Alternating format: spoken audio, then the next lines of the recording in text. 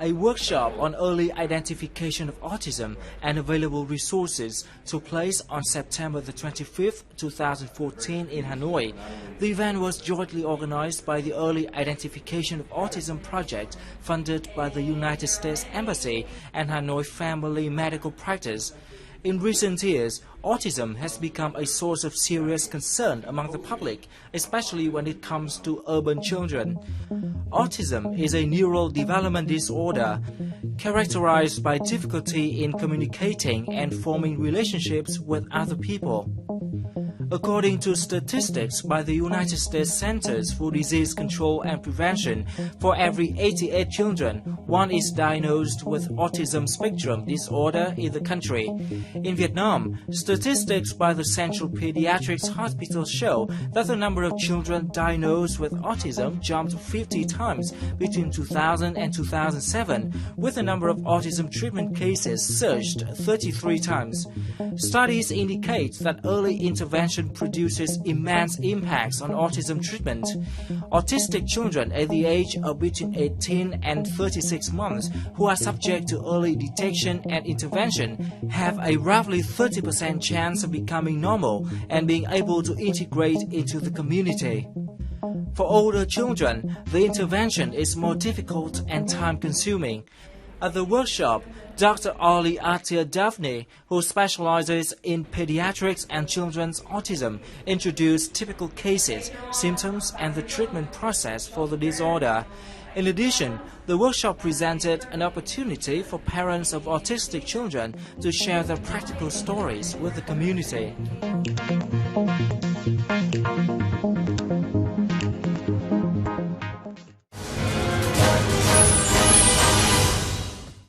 Hello, this is Shang Vietnam on VTC10 Net Việt. I'm here. So the topic of our program today is autism.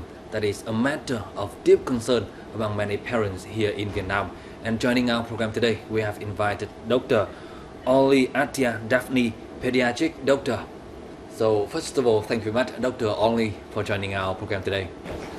So Dr. Ali, we can see that the number of autism detected in Vietnam is increasing over years. So can you tell us what are the reasons for this situation? Well, I think first of all, people are more aware.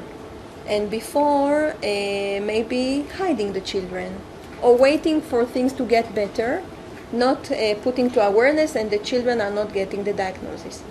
Other things are the extreme spectrum, the very severe cases that also involved with mental retardation. They will get only the diagnosis of mental retardation and not also on the spectrum of autism.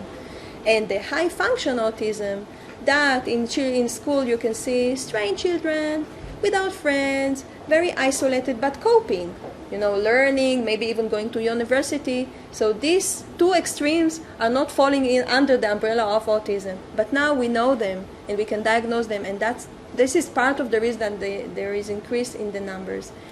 I'm sure if we will go now to universities or places that you have labs or IT people, maybe 30% of them that choose their route to be in isolation, working with the computer or working with the mouse, they are also on the autism spectrum. They are functioning because they are high function.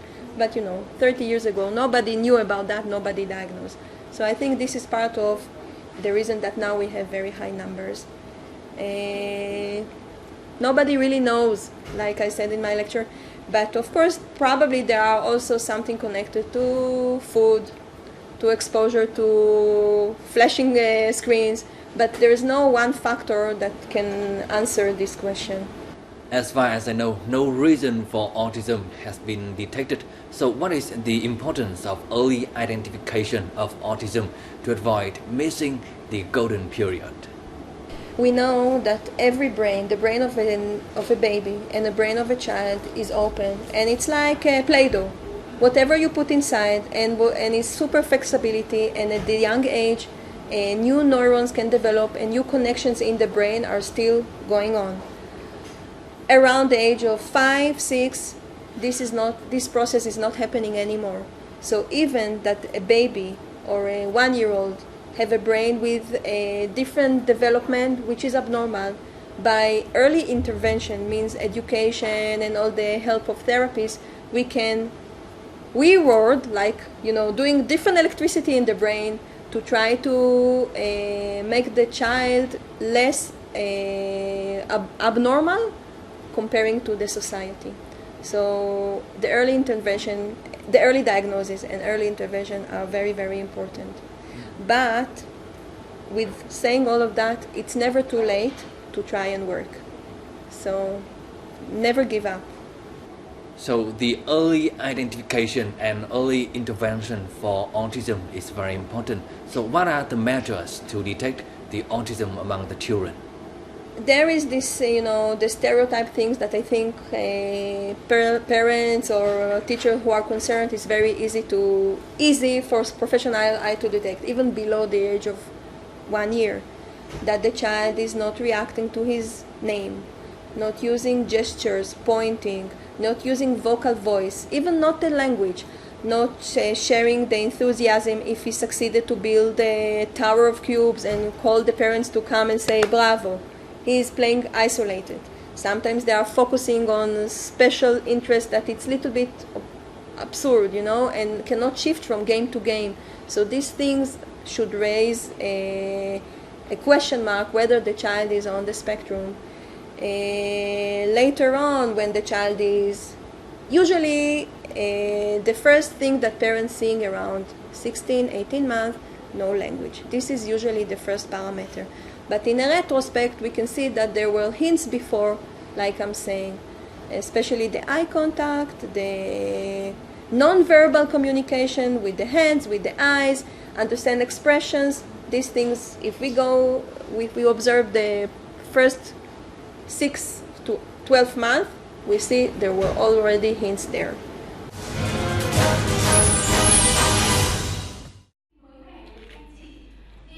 The workshop on early identification of autism and available resources is part of a similarly named project funded by the United States Embassy in Vietnam. The project is initiated and implemented by a group of Vietnamese alumni under Fulbright scholarship program provided by the United States government. Over the past year, members of the project have organized 5 workshops in different Vietnamese localities to provide information on the illness for nursery teachers and parents.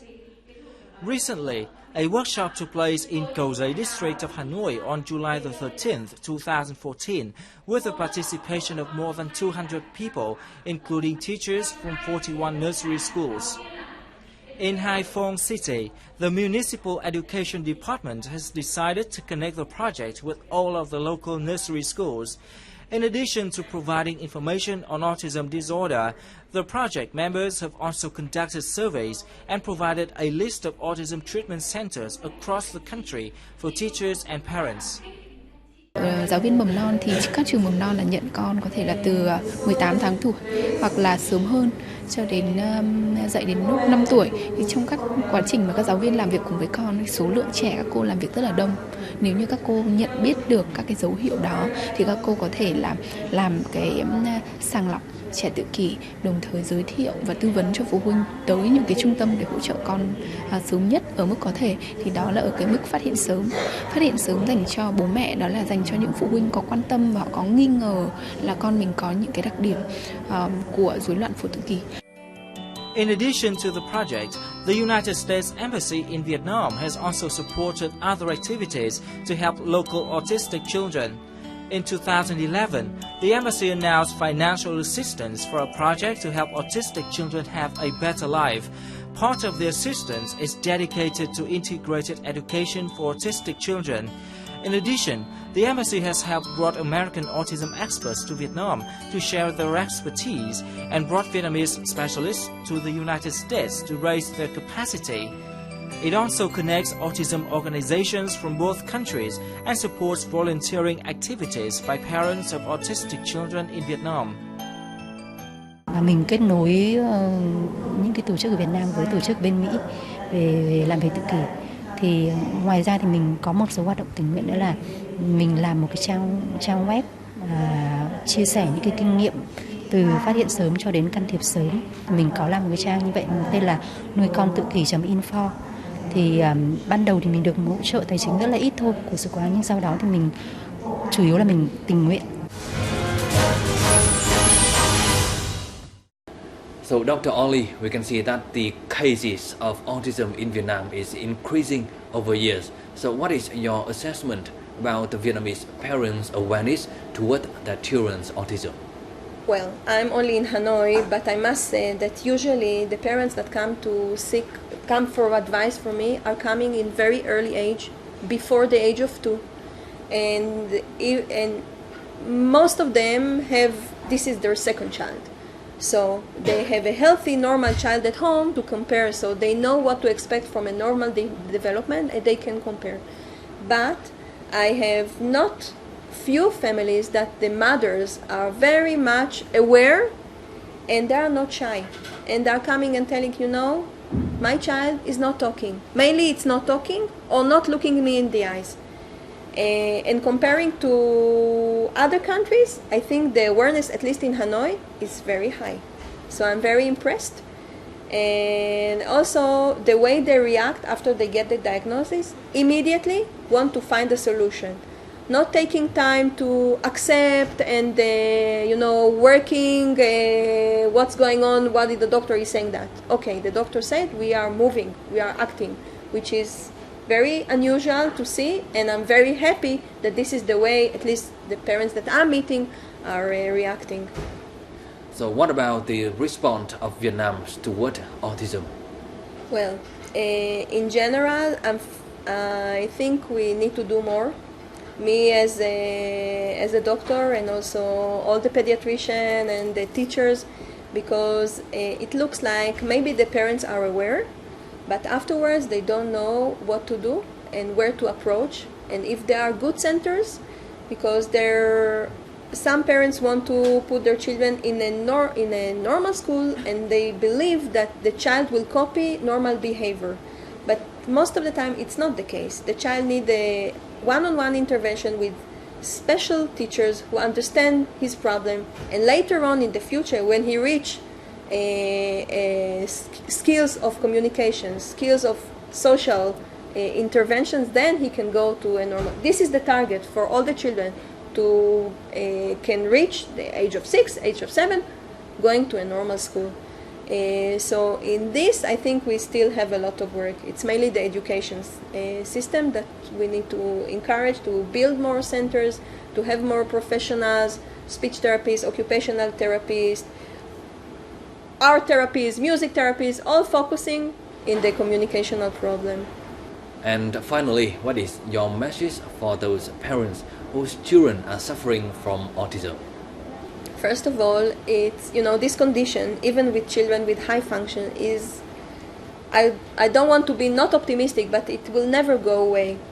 But the target is that the child will be independent, will have 1 or 2 friends, you don't need 10 friends, and will cope in life and can learn and support himself in the future.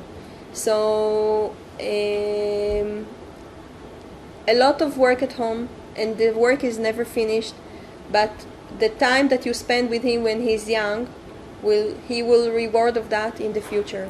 So never give up, and I'm sure also in Vietnam things will develop very quick, like other fields that are developing, and we'll have more means to help these children. And once again, thank you very much, Dr. Oli, for joining our program today and for your meaningful sharing. Yeah. Okay, thank you.